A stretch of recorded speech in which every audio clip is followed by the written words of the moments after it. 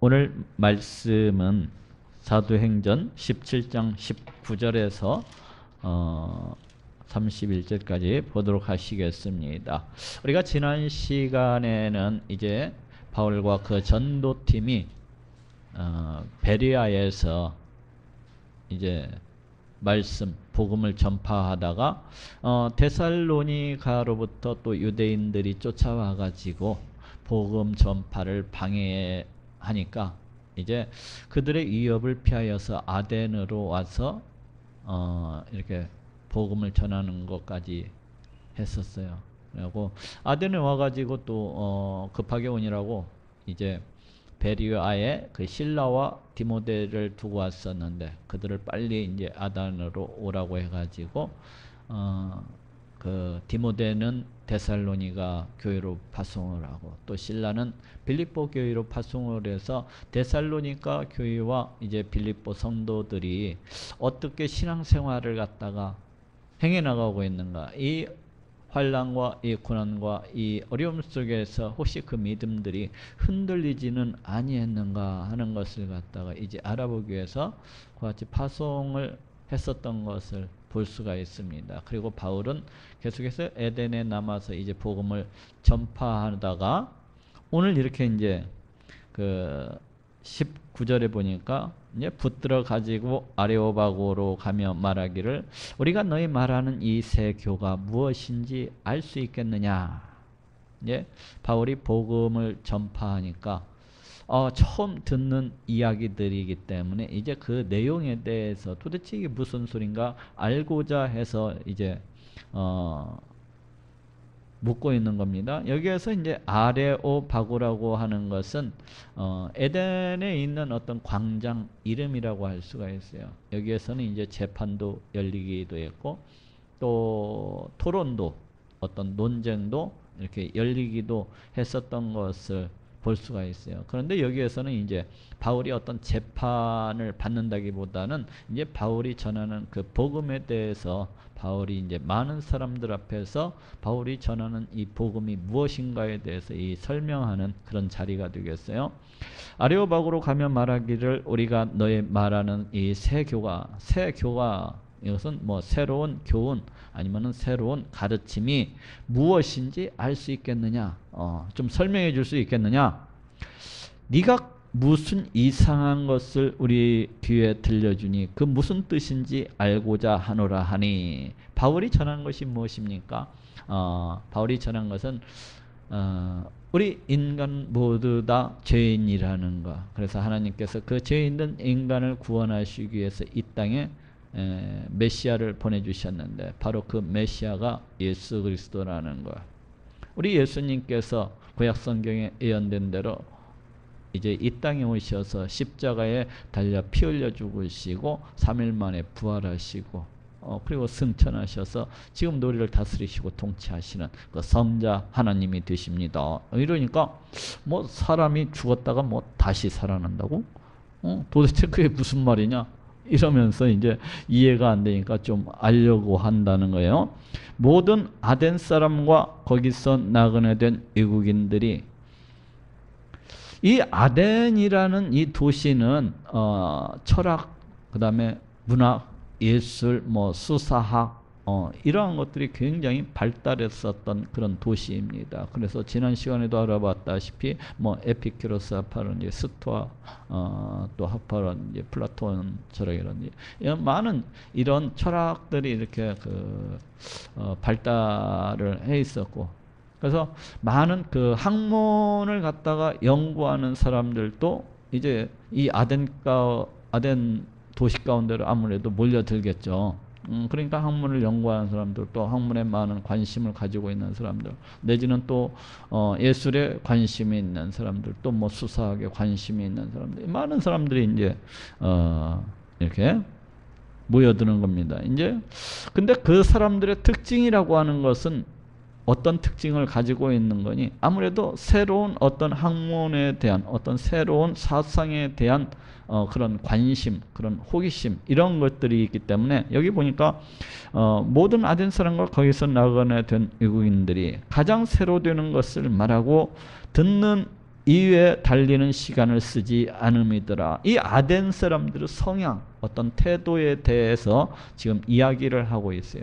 이 아덴 사람들의 그 성향, 이 태도가 어떻다는 거예요? 새로운 것에 대해서는 지극한 관심과 어떤 호기심을 가지고서 이렇게 주의를 기울여서 듣지만은, 또 이 사람들의 특징은 그런다고 그래요. 이 새로운 것이 어느 정도 그게 그거였어 이렇게 알고 나면 또 금방 식상해 버리는, 그리고 또 새로운 것을 또 찾아가는 이러한 습성을 갖다가 이렇게 가진 사람들이었다는 거예요. 그래서 이 아덴 사람들의 이러한 성향, 어떤 특성에 대해서 지금 얘기를 하고 있습니다. 바울이 아레오파고 가운데 서서 말하되, 이제 그 광장에서 어떤 이제 자기의 의견, 어떤 자기의 사상을 갖다가 논하는 자리겠죠. 거기에 서서 가운데 서서 말하되, 아덴 사람들아, 너희를 보니 범사의 종교성이 많도다.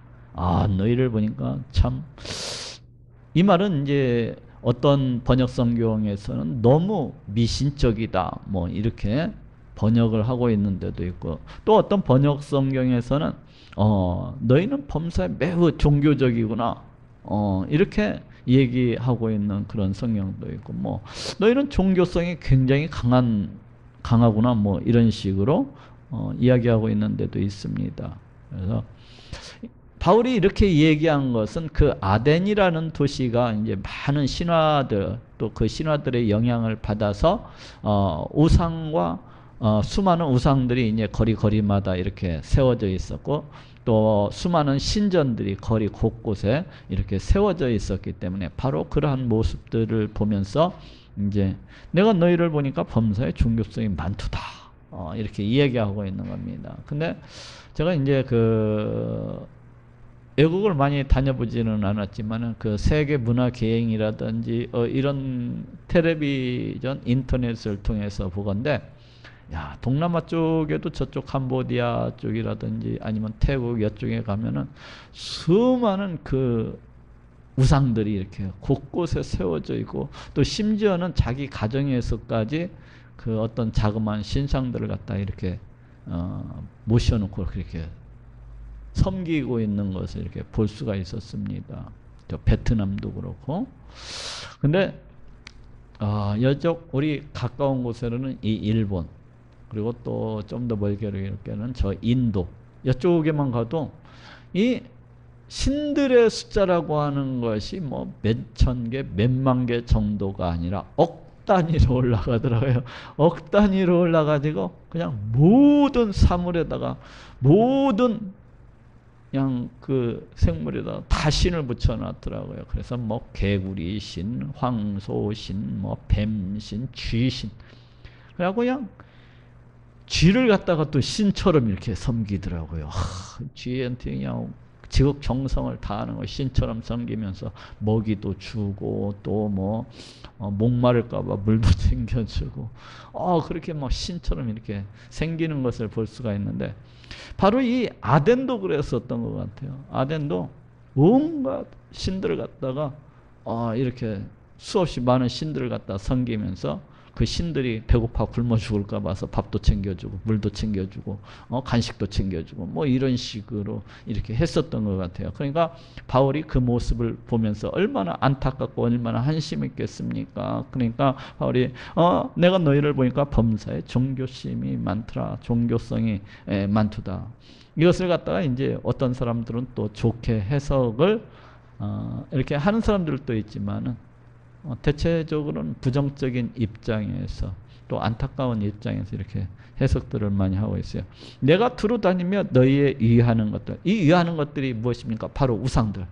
너희가 그 섬기는 그 우상들을 보다가 알지 못하는 신에게라고 새긴 단도 보았으니, 그러니까 이 아덴이라고 하는 도시가 얼마나 많은 신들, 신상들을 갖다가 섬겼으면은 심지어는 알지 못하는 신까지 이렇게 섬겼다는 거야.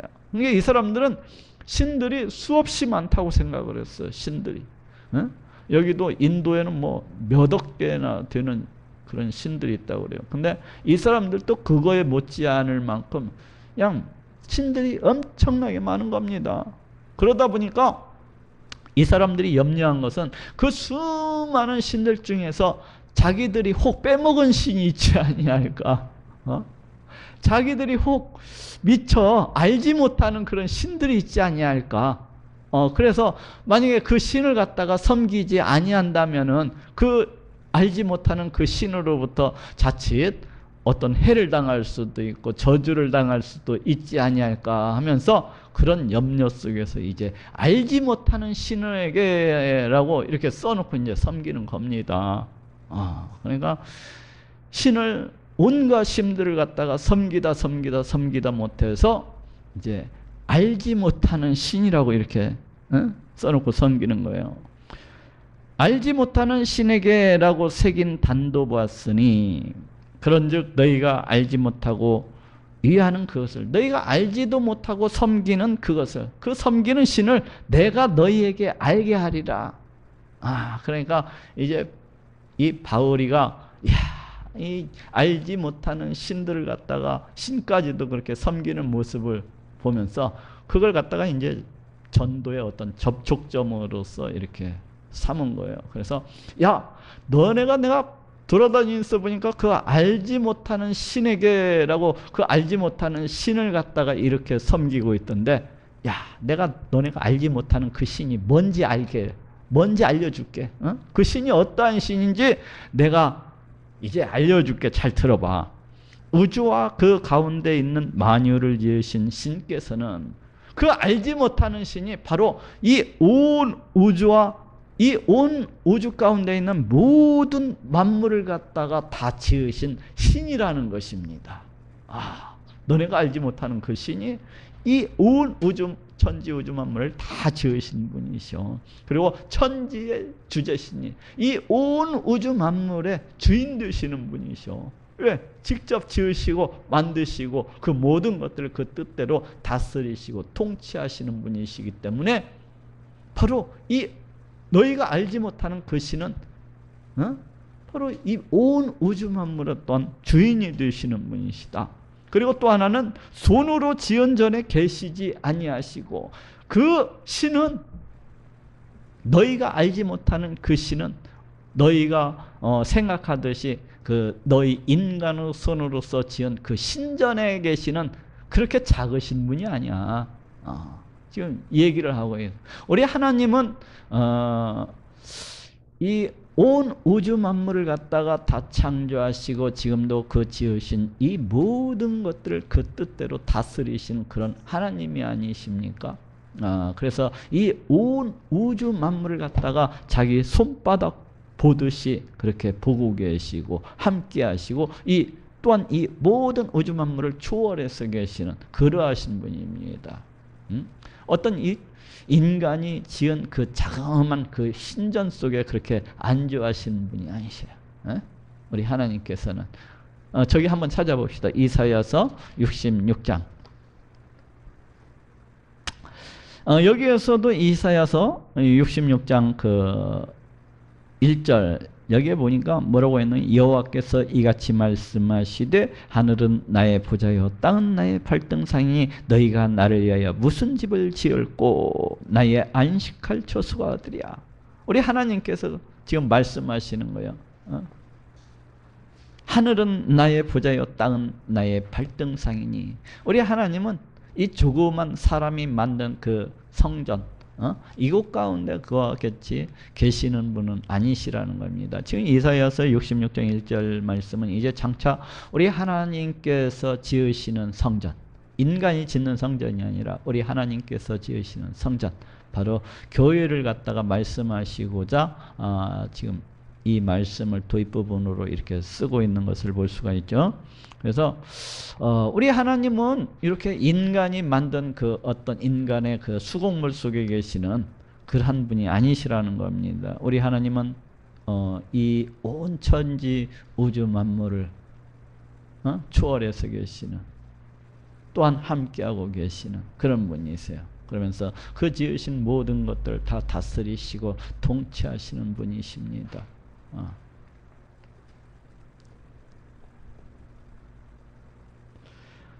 손으로 지은 전에 계시지 아니하시고 또 무엇이 부족한 것처럼 사람의 손으로서 섬김을 받으시는 것이 아니니.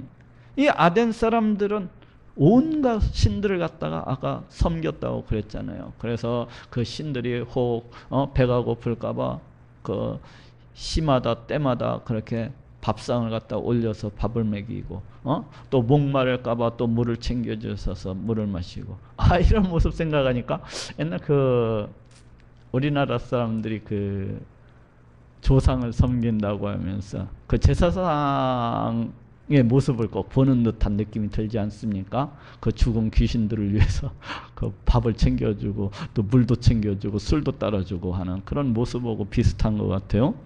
근데 꼭 이 아덴 사람들이 그와 같은 식으로 이제 우상을 갖다 이렇게 섬겼다는 거예요. 오늘날에도 많은 사람들이 이 우상을 섬기는 많은 사람들이 바로 이와 같은 모습으로 똑같이 이렇게 섬기고 있는 것을 볼 수가 있어요. 근데 우리 하나님은 그런 분이 아니시죠. 우리 하나님은 우리가 밥을 챙겨주지 아니한다고 해서 뭐 배가 고파하시는 분도 아니시고, 우리가 뭐 물을 갖다가 챙겨주지 아니한다고 해서 목말라 하시는 그런 분도 아니에요. 오히려 우리 하나님은 그 반대죠. 이는 만민에게 생명과 호흡과 만물을 친히 주시는 자이심이라. 우리 하나님은 인간의 어떤 늙은 부모를 갖다가 섬기고 봉양을 하듯이 그렇게 어떤 사람의 도움을 받고 어떤 사람의 봉사를 갖다가 받아야 이렇게 그런 분이 아니시고, 오히려 우리 사람은 모든 만물을 갖다가 다 지으시고 창조하시고 모든 만물들에게 생명을 주시고 그 호흡을 주시고, 또한 뿐만 아니라 그 만물들이 살아갈 수 있는 양식을 주시는 거, 먹을 것을 주시는 거, 목마를 때면은 물도 주시고 배가 고플 때는 그 양식도 그렇게 주시는 그런 분이시라는 겁니다. 오히려 인류의 모든 족속을 한 혈통으로 만드사. 우리 하나님께서 우리 인간을 갖다가 어떻게 만드셨습니까? 자신의 형상을 쫓아서 우리 하나님의 형상을 따라서 우리 인간을 그렇게 만드셨잖아요. 우리 아담으로부터 이제 우리 인류가 이렇게 왔어요. 그래서 우리 모든 인류는 아담의 후손입니다. 그렇죠? 우리 하나님께서는 자신의 형상을 따라서 우리 인간을 지으시고 우리 인간으로부터 찬송과 영광을 받으시기를 원하셨어요. 그런데 우리 인간은 하나님께 범죄하고 우리 하나님을 떠나서 오직 자기 중심적으로 자기를 위해서, 자기 영광을 위해서 그렇게 살아가는 자들이 되고 말았습니다. 우리 하나님의 뜻과는 상관이 없이 우리 하나님의 말씀에 순종하는 것과는 정반대로 그렇게 오직 자기 욕심을 따라서 자기 부패하고 타락한 그 본능을 따라서 이렇게 살아가게 되었어요. 그러자 하나님께서는 우리 인간 지으신 것을 후회하시고 어떻게 하셨습니까? 이제 물의 심판, 대홍수를 통해서 심판하시는 것을 볼 수가 있어요. 그 대홍수, 노아의 심판으로부터 이제 살아남은 자들이 몇 명입니까? 단지 8명. 노아의 그 자부들과 노아의 와이프, 이렇게 해서 단지 그 8사람만이 노아 홍수 심판으로부터 이렇게 살아남았던 것을 볼 수가 있습니다. 그러면은 그 전에 있던 그 많은 고대 인류들은 그럼 어떻게 됐느냐? 그러면 노아 홍수 심판을 통해서 그 전에 살고 있던 모든 인류를 갖다가 다 쓸어버리셨다면은, 그러면 그 전에 살고 있던 그 고대 인류들, 그 흔적은 과연 무엇이냐? 그들이 살고 있었던 그런 그 고대 도시들은 과연 요즘에 발견이 되는 것이냐? 그런 생각을 해볼 수가 있잖아요. 그렇잖아요? 홍수로 쓰러뜨려도 고대 도시들은 어딘가는 남아있을 거 아닙니까?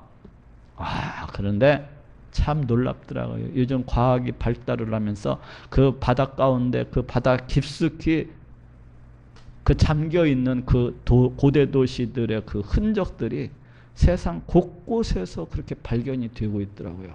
그러면서 고고학자들이 이야기하기를 본인들이 놀래요. 본인들이. 아, 이것은 고고학으로서 결코 설명이 되어질 수 없는 것이라는 거. 지금까지 쓰여진 모든 고고학들이 얼마나 어리석고 얼마나 멍청한 것인가를 그것들이 다 보여준다는 거예요. 그 바닷속에 잠겨있는 그 고대 도시들이. 아, 저는 그것을 보면서 이야, 우리 하나님 성경 말씀은 정말로 한치의 그 오차도 없구나. 한치의 거짓됨도 없구나 하는 것을 갖다 짜릿한 어떤 전율 같은 것을 이렇게 느낄 수가 있겠더라고요. 야, 그 지금까지 그 고고학이라고 하는 것은 그 옛날 그 고대 도시의 발견으로 인해서 모든 것들이 그 기초가 다 무너져 버리더라고요. 다 무너져 버리더라고요. 뭐 청동기 시대 어쩌고 저쩌고 하는데 다 무너지더라고요. 그거 설명할 길이 없는 거예요. 그 바닷속에 들어있는 그 설명할 길이 없는 그 고대 도시들. 아, 보면서 야, 이 과학이 발달하면 발달할수록 이 성경이 얼마나 정확한가 하는 것을, 우리 하나님의 말씀이 얼마나 진실된가 하는 것을 다시금 느낄 수가 있겠더라고요. 그래서 제 생각에는 저 북극 지방이 그 얼음이 다 녹으면 또 거기에서는 뭐가 나올지, 나중에 과학이 좀 더 발달을 해서 저 바다 깊숙이, 더 깊숙이 들어가고 마음대로 탐사할 수 있는 그 시대가 돌아온다면 또 거기에서는 또 과연 무엇이 발견이 될지 참 알 수가 없겠다는 이런 생각을 갖다가 이렇게 해봤습니다. 뭐 고대 그 잃어버린 어디 바닷속인가 잠겨버린 그 아틀란티스라는 그 전설 속의 그런 도시뿐만 아니라 더 많은 그 노아 홍수 이전에 살았던 그 고대 사람들, 그 흔적이 얼마든지 많이 이렇게 있을 것이라고 저는 그렇게 생각을 해요.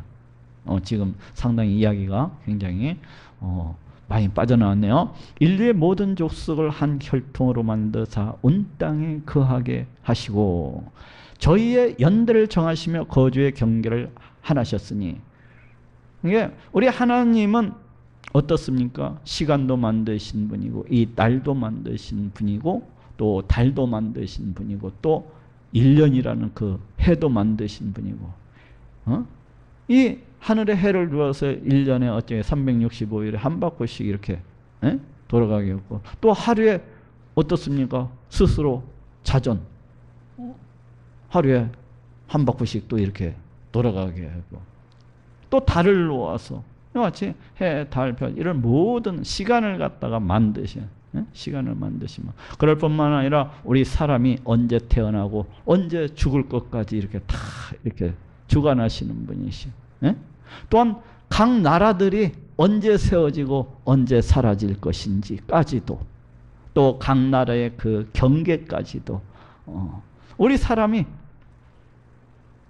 너는 양평에서 이렇게 살다가 서울 가서 이렇게 목회를 하고 죽을 때는 어디 가서 어떻게 해서 죽어, 이것까지도 다 정해 놓으신 분이라는 거예요, 우리 하나님은. 즉 한마디로 우리 하나님께서는 우리의 모든 것들을 갖다가 그 뜻대로 다스리시고 통치하시고 주관하시고 섭리하시는 그런 분이시라는 겁니다. 이는 사람으로 하나님을 혹 더듬어 찾아 발견케 하려 하심이로되, 왜 하나님께서 이 세상 모든 우주 만물을 갖다 다 창조하시고 지금도 주관하시고 섭리하십니까? 그리고 왜 모든 인간, 모든 나라의 역사를 갖다가 다 주관하시고 이와 같이 섭리를 하시는 것입니까? 그것은 혹 우리 사람이 캄캄한 가운데에서 더듬어서 혹 하나님을 갖다가 찾을 수 있도록 하기 위해서. 그렇지만은 우리 하나님에 대해서 온전히 알 수 있는 것은 성경밖에 없죠. 물론 이제 우리가 우리 하나님께서 지으신 이 천지 우주 만물들을 보면서도 야, 이것은 틀림없이 누군가는 지으신 분이 계시는구나 하고, 얼마 정도는 우리 하나님의 존재에 대해서, 우리 하나님의 신성에 대해서, 그 능력에 대해서, 그 권세에 대해서 생각해 볼 수가 있어요. 어느 정도는. 그렇지만 그 하나님의 깊으신 어떤 뜻에 대해서는 우리가 알 수가 없지 않습니까? 성경을 통해서만 알 수가 있어요. 그는 우리 각 사람에게서 멀리 떠나 계시지 아니하도다. 우리 하나님은 늘 우리와 함께하고 계시고 우리 가까이에서 계시고 또 그리고 우리의 모든 삶을 갖다가 다 주관하시고 섭리하시는 그러신 분이십니다. 멀리 떨어져 계시는 분이 아니에요. 우리를 갖다가 뭐 지어놓기만 하고 만드시기만 하고 그냥 알아서 제대로 너희들 살아라 하고 이렇게 내버려 두시는 그런 분이 아니시라. 지금도 그 뜻대로 그 지으신 온 우주 만물 또 모든 만민을 갖다가 다 다스리시고 주관하시고 섭리하시는 그런 분이시라는 겁니다. 우리가 그를 힘입어 살며 기동하며 있느니라.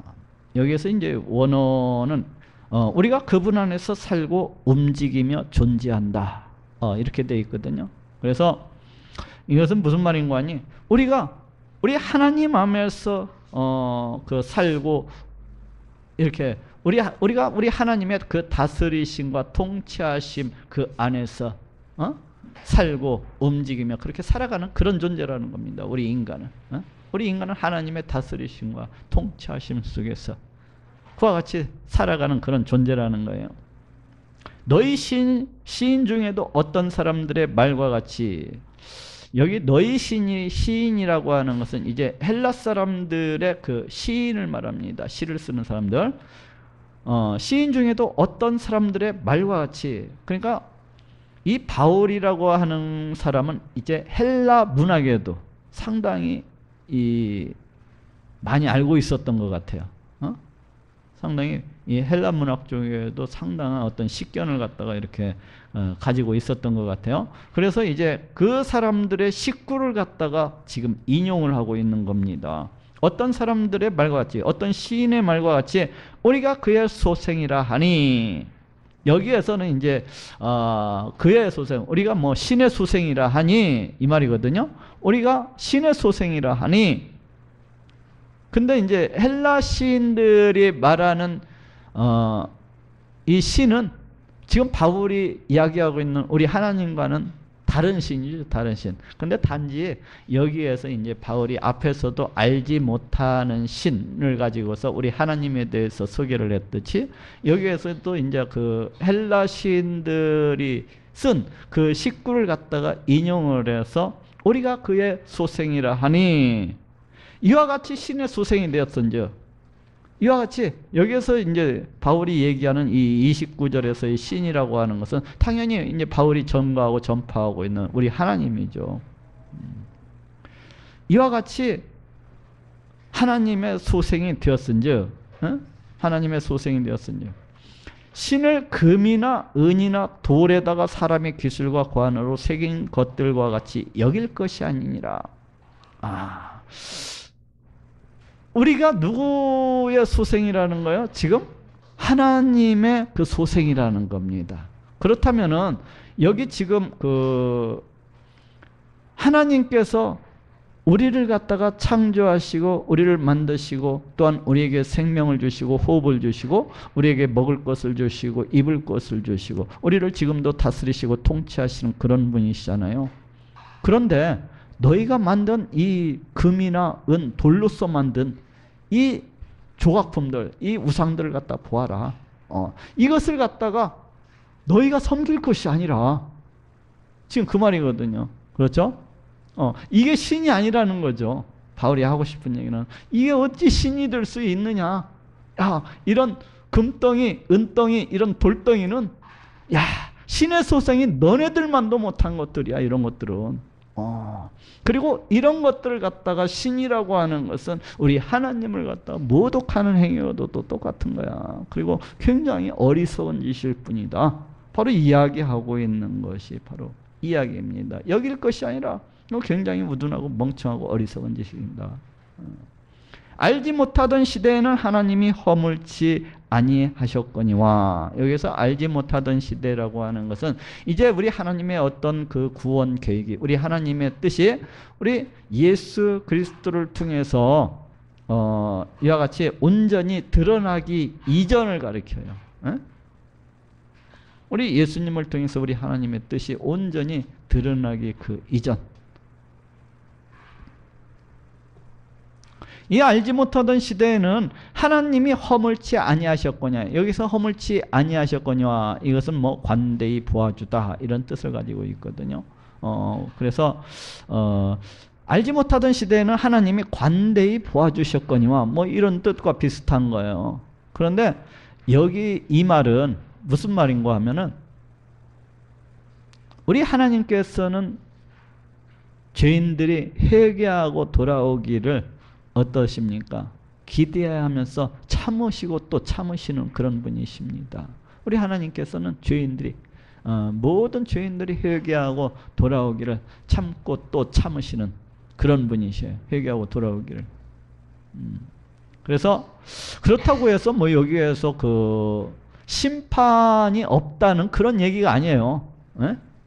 우리 하나님의 뭐 복음 전파 이전에 살았던 사람들에게는 뭐 심판이 없다 뭐 그런 얘기는 아닙니다. 그런 얘기는 아니에요. 예수 그리스도를 알지 못하는 모든 자는 우리 하나님의 심판대 앞에 서게 되고 예수 그리스도를 믿지 아니하는 자는 다 지옥 불못에 던져지게 되는 거예요. 그것은 변함이 없는 사실입니다.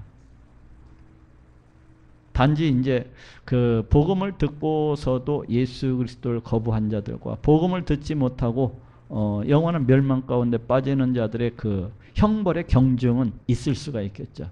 그렇지만은 뭐 전혀 심판이 없다는 그런 말은 아닙니다.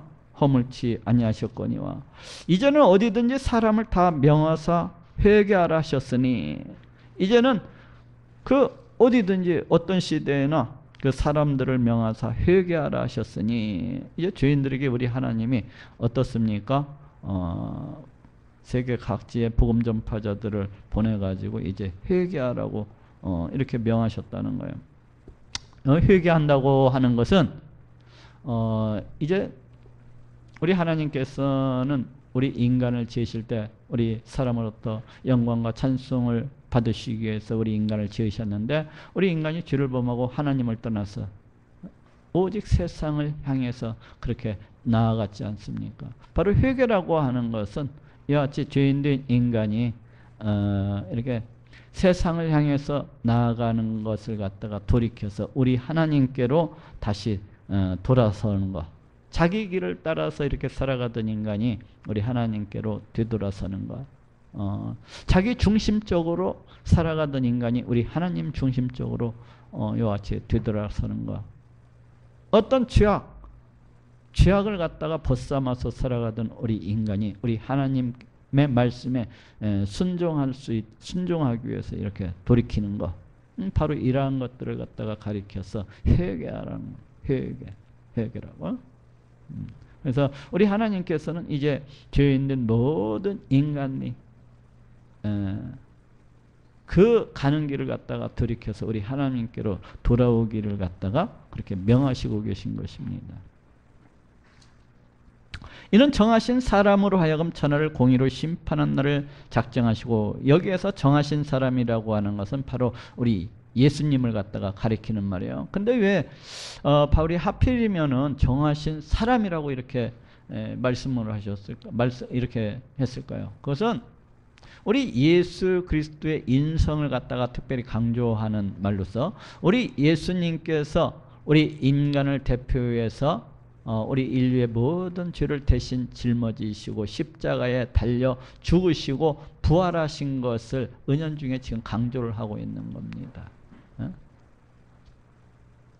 그래서 우리를 갖다가 죄로부터 구원하시기 위해서 십자가에 달려 피 흘려 죽으시고 부활하신 그 예수님이 바로 심판주가 되신다는 것을 지금 얘기를 하고 있어요. 사람으로 하여금 천하를 공의로서 심판한 날을 작정하시고, 여기에서 공의라고 하는 것이 무엇입니까? 바로 우리 하나님의 말씀을 쫓아서 주 예수 그리스도를 갖다가 믿으면은 우리 하나님께서 이를 값없이 의롭다 여기시는 것.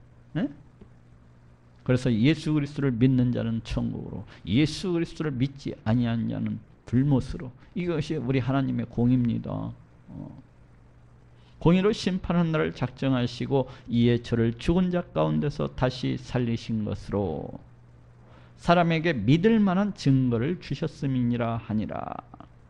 우리 예수님께서 십자가에 달려 피 흘려 죽으시고 3일 만에 부활하셨다는 것은 우리 예수님께서 선포하신 그 말씀들이 참되다는 것을 갖다가 우리 하나님께서 증거해 주고 계신 것이라고 할 수가 있어요. 즉